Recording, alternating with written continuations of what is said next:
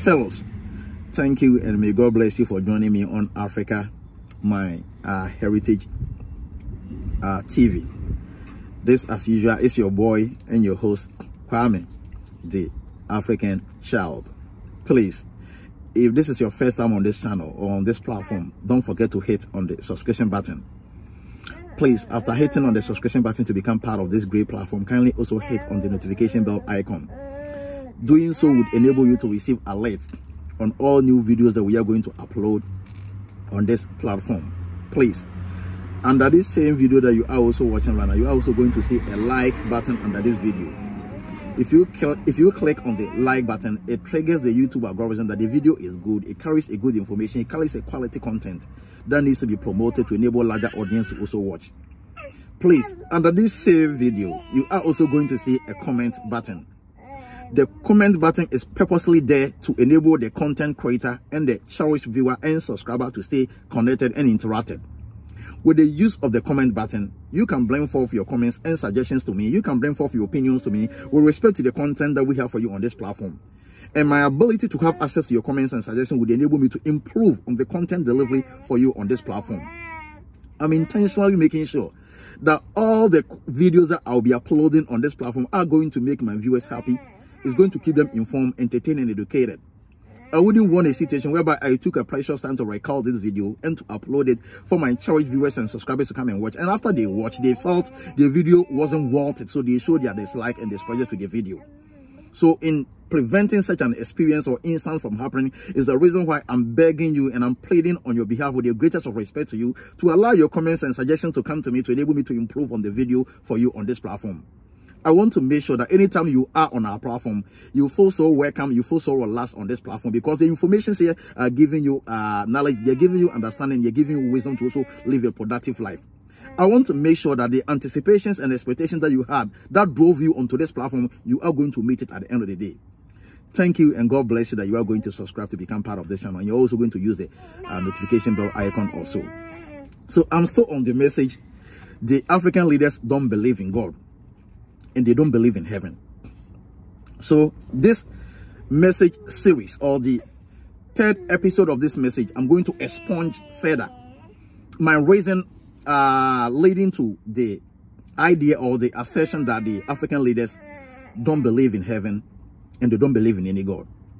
And if I say the African leaders, already you know them, because with the previous video that I've done, I mentioned these African leaders. I'm talking about our religious leaders, that is being Christians or being Muslim or being a Pan-Africanist or a traditional African religious believer, or being a political authority, or being like a military authority whatsoever. Because in Africa, in most African countries, if we are not having the democracy governance, we are having a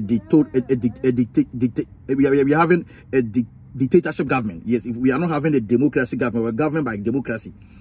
We are having a dictatorship government, or we are having a monarch. A monarch is the traditional African way of ruling, or the traditional African way of leading your people. That was the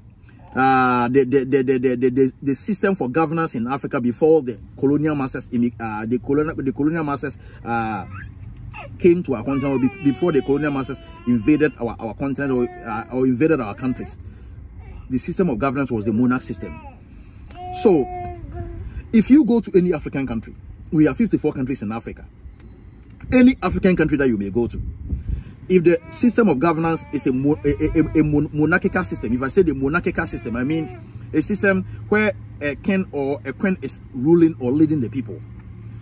If you go to an African country with a democracy, a system whereby majority of the people elect who is supposed to become a leader of government business to also lead the people, that is for the democracy.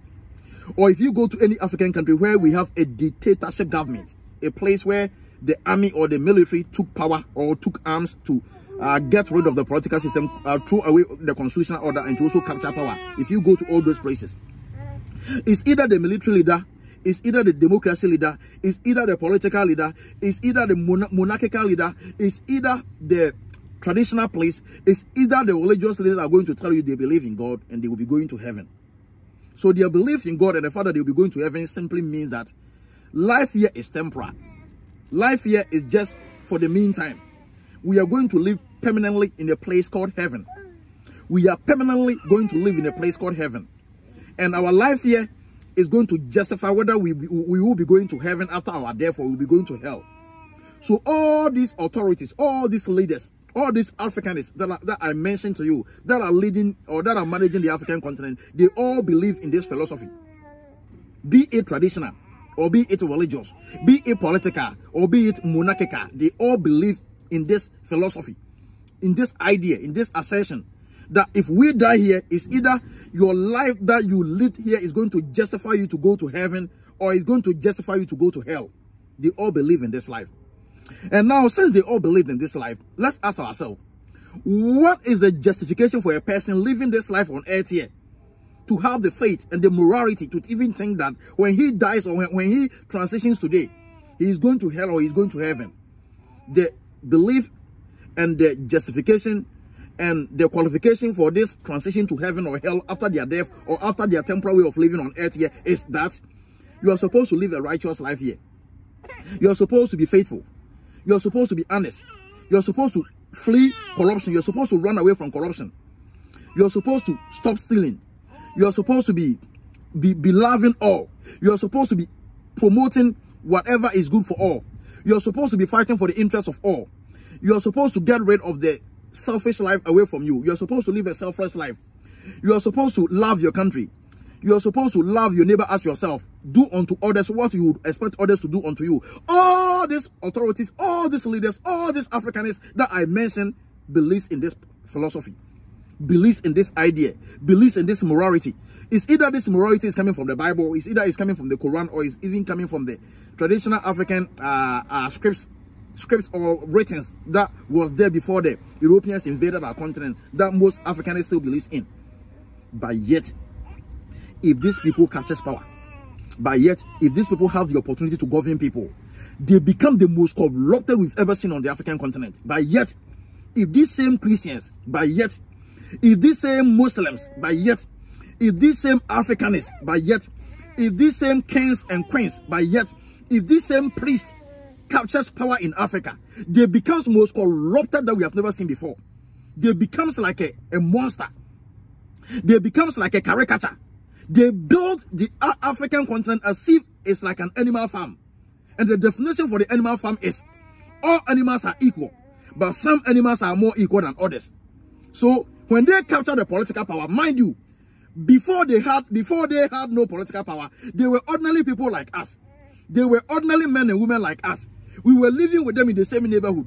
We were going to school with them in the same place. We were going to places of convenience with these same people. But once we give them the power, once we give them the leverage and opportunity to go to the top there to lead us, they become caricature. They become monsters. Then they start imposing their will and their ideas on us. They don't care about the state agenda. They don't care about the national development. They don't care about the welfare of the people. Then all that they start to care about is their extended family, their nuclear family, their own biological children, and their own what is the name to call it?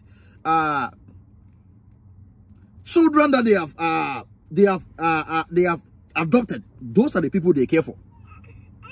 So once they capture the African power, once they capture the African country, once we give them the power and the chance to come and rule, the state's resources, the richness of the state, the goodies in the state, the resources of the state that they are supposed to use it to the benefit of all people, they start to use it for the benefit of their own family, their own self, their own political party, their own group of people, their own tribal, their own tribal people, their own ethnicity.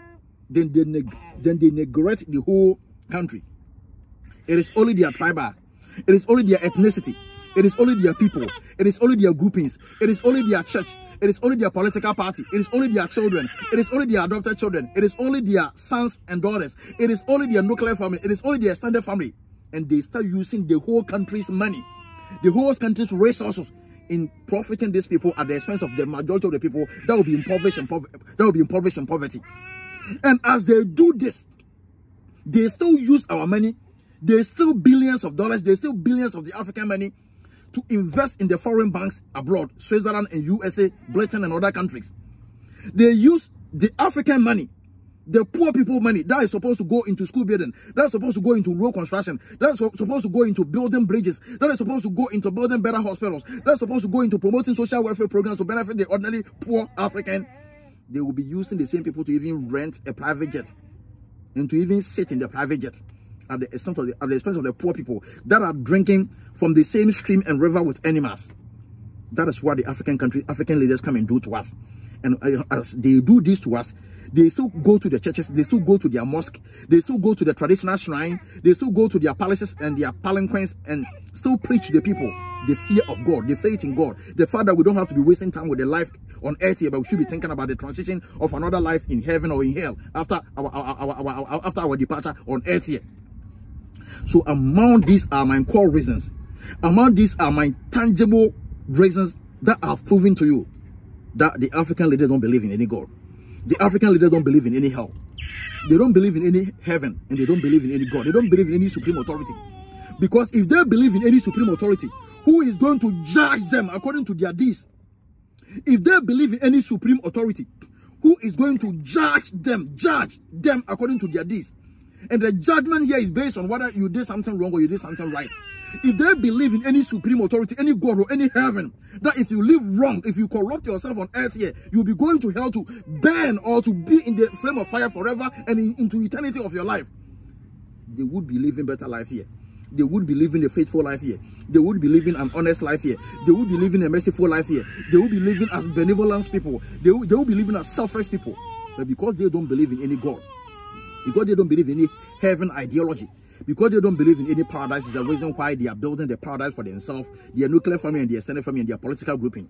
It's the reason why they are storing millions of African money to buy mansions, to buy airplanes, to build in other continents, to invest in other continents at the expense of the poor African continent.